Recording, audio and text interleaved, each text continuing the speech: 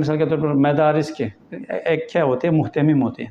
محتمم کی جگہ بولیں گے کہ ہر طالب علم اپنا اپنا انتظام کے سنبھالیں، وہ مدرسہ میں انتظام رہے گا؟ نہیں رہے گا. دیکھو وحدت سے کثرت کی طرف جاتی ہے، ہر چیز کتنا مشکلات ہو جاتی ہے، لیکن وحدت کی طرف آ جاتی ہے، اس کے حکم سے ہر چیز آسانی سے دیکھ بھال کی جاتی ہے اور آسانی سے انتظام ہو جاتی ہے. اس لیے یہ کائنات کی جو انتظام ہے دلیل ہے کہ کسی ایک کی مالکیت ہے اور اس کے مالک اور ثانی واحد ہے، کیونکہ نظام ہے اور سہولت سے ہر کام ہو رہا ہے.